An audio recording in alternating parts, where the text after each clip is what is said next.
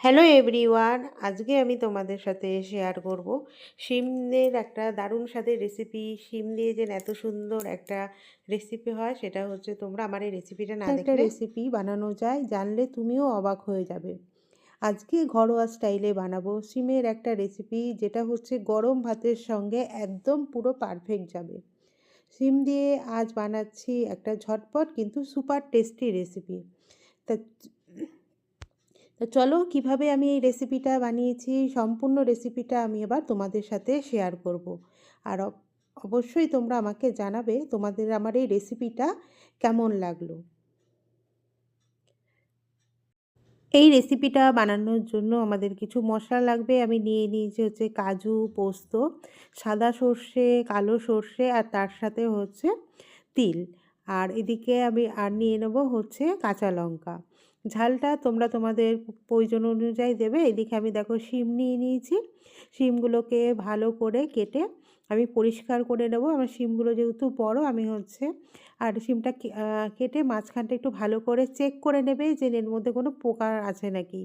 আমি কেটে চেক করে নিচ্ছি। আর আমি এই শিমগুলোকে ছোট ছোট করেও কেটে নেব, মানে হাফ করে নেব। তোমরা চাইলে এটাকে কিন্তু গোটা শিম দিয়েও এই রেসিপিটাকে করতে পারো। তো সব কটা শিম আমি এইভাবে ভালো করে কেটে ধুয়ে এবার ভালো করে জলের মধ্যে পরিষ্কার করে নিচ্ছি।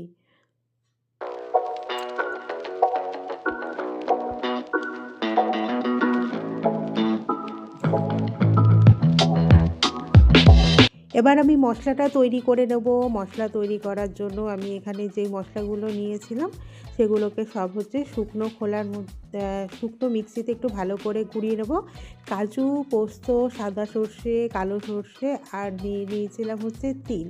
আর এদিকে দিয়ে দিলাম হচ্ছে কাঁচা লঙ্কা। ঝালটা হচ্ছে পরিমাণ অনুযায়ী দেবে, কিন্তু ঝালটা খুব বেশি দেওয়া যাবে না। সর্ষে যেহেতু আছে, সর্ষে বেশি ঝাল হয়ে গেলে খেতে ভাল লাগবে না, তার জন্য ঝালটা পরিমাণ অনুযায়ী দেবে। এবার কড়াইতে দিয়ে দিলাম হচ্ছে সর্ষের তেল।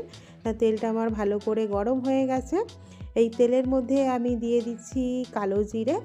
কালো জিরেটা যখন ফোড়নটা রেডি হয়ে যাবে তখন আমি এর মধ্যে দিয়ে দেবো হচ্ছে কেটে পরিষ্কার করে রাখা শিমগুলোকে।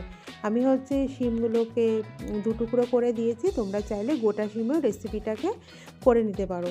এবার হচ্ছে আমি এটাকে ভালো করে একটু তেলের মধ্যে ভেজে নেব।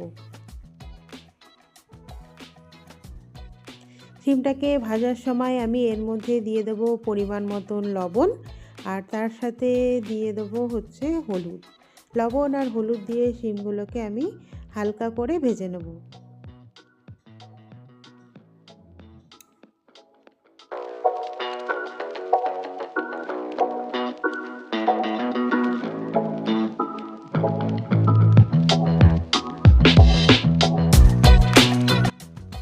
শিমগুলোকে এবার ঢাকা দিয়ে দিচ্ছি। ঢাকা দিয়ে এগুলোকে খুব ভাজবো না, হালকা করে একটু এই শিমটাকে আমি ভেজে নেব। আর খেয়াল রাখতে হবে শিমের কালারটা যাতে চেঞ্জ না হয়ে যায়। এরকম করে শিমটাকে আমি হালকা ভেজে নিচ্ছি।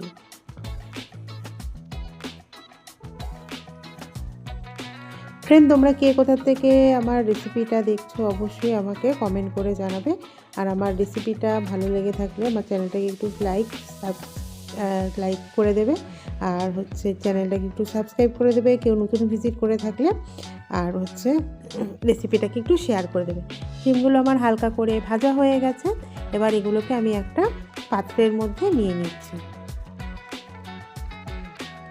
শিমগুলোকে এবার একটু ভালো করে ঠান্ডা হতে দেব। হালকা যখন ঠান্ডা হয়ে যাবে তখন আমি এর মধ্যে দিয়ে দেবো সেই বেটে রাখা মশলাগুলো, যার মধ্যে রয়েছে সাদা সর্ষে, কালো সর্ষে, তিল, কাজু বাদাম আর তার সাথে হচ্ছে কাঁচা লঙ্কা আর পোস্ত।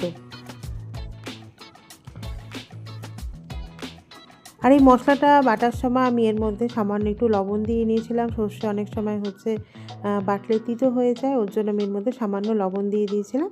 এবার এটাকে ভালো করে আমি সব মশলাগুলোকে শিমের সাথে ভালো করে মেখে নিচ্ছি। মেখে নিয়ে এবার এটাকে কিছুক্ষণ আমি রেস্টে রেখে দেবো। এবার এর মধ্যে আমি দিয়ে দিচ্ছি হচ্ছে আবার একটু সামান্য পরিমাণে লবণ। লবণটা যে যার টেস্ট অনুযায়ী দেবে। তার সাথে দিয়ে দিলাম হচ্ছে কাঁচা লঙ্কা। আমি এখানে কাঁচা লঙ্কা কুচি দিয়ে দিচ্ছি। কাঁচা লঙ্কা যেহেতু বাটা দিয়েছিলাম আর কিছুটা হচ্ছে কাঁচা লঙ্কা কুচিয়ে দিলাম, যাতে হচ্ছে টেস্ট ফ্লেভার দুটোই ভালো আসে তার জন্য। কাঁচা লঙ্কাগুলোকে দিয়ে এবার এটাকে আরেকটু ভালো করে মেখে রেখে দেবো।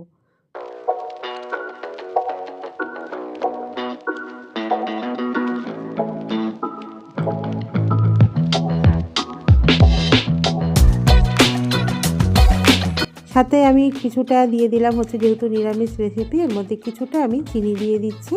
চিনি দিয়ে এটাকে ভালো করে মেখে নেব। এবার আমি একটা নিয়ে নিয়েছি হচ্ছে টিফিন বক্স। টিফিন বক্সের মধ্যে যেই শিমগুলোকে যেই মশলা দিয়ে মেখে রেখেছিলাম, এবার সব একে একে টিফিন বক্সের মধ্যে আমি দিয়ে দেবো।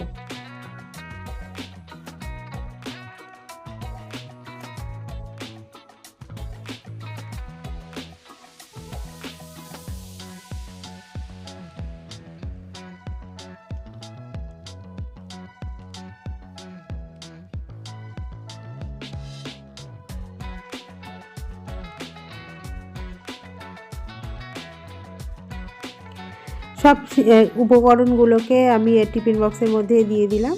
এবার এর মধ্যে দিয়ে দিচ্ছি হচ্ছে সামান্য বাটি ধোয়া জল, আর তার সাথে উপর থেকে দিয়ে দেবো কিছুটা আবার সরষের তেল। এখানে আমি এই রান্নাটা সরষের তেলেই করবে। সরষের তেলটা এবার উপর থেকে দিয়ে দিলাম, দিয়ে হচ্ছে বা টিফিন বক্সে ঢাকনাটাকে আমি আটকে দেবো। আর এদিকে আমি গ্যাসের উপরে একটা কড়াই বসিয়ে দিয়েছি, তার মধ্যে দিয়ে দিয়েছি হচ্ছে কিছুটা জল। তার উপরে একটা হচ্ছে স্ট্যান্ড দিয়ে দেবো। স্ট্যান্ড দিয়ে তার উপরে টিফিন বক্সটাকে আমি বসিয়ে দিয়ে ঢাকনা দিয়ে এটাকে হচ্ছে মিনিট 20 মতন ভালো করে সেদ্ধ হতে দেবো। মিনিট 20 পরে হচ্ছে আমি এবার এটা ঠান্ডা হতে দেবো ভালো করে। ঠান্ডা হয়ে গেলে ঢাকনাটা খুলে দেবো, তাহলেই আমাদের রেডি হয়ে যাবে শিমের এই রেসিপিটা। আমার এই রেসিপিটা তো তোমাদের কেমন লাগলো তোমরা কিন্তু অবশ্যই আমাকে কমেন্ট করে জানাবে। এই রেসিপিটা হচ্ছে গরম গরম ধোয়া ওঠা ভাতের সাথে কিন্তু অসাধারণ লাগে। এবার এটাকে আমি একটা প্লেটের মধ্যে দিয়ে এটাকে হচ্ছে পরিবেশন করে নিচ্ছি। খুবই সহজ আর সিম্পল একটা রেসিপি, যেটা হচ্ছে খুবই সহজে তোমরা আমার এই রেসিপিটাকে দেখে বাড়িতে বানিয়ে নিতে পারবে। আমার রেসিপিটা কেমন লাগলো অবশ্যই আমাকে কমেন্ট করে জানাবে। আর আমার বন্ধুদেরকে বলবো, কেউ যদি আজকে আমার চ্যানেলটাকে নতুন ভিজিট করে থাকে, তাহলে হচ্ছে আমার রেসিপিটা যদি ভালো লেগে থাকে আমার চ্যানেলটাকে একটু সাবস্ক্রাইব করে দেবে, যাতে আর পাশে থাকা বেল আইকনটাকে প্রেস করে দেবে, যাতে হচ্ছে আমি নতুন কোনো ভিডিও ছাড়লে তোমাদের কাছে নোটিফিকেশান পৌঁছে যায়। আর রেসিপিটা যদি খুব ভালো লেগে থাকে তাহলে একটু ফ্রেন্ড আর ফ্যামিলির সাথে শেয়ার করে দেবে। উপর থেকে আমি কিছুটা দিয়ে দিচ্ছি হচ্ছে সরষের তেল, তাহলেই আমাদের রেসিপিটা সম্পূর্ণ রেডি হয়ে গেল। থ্যাংক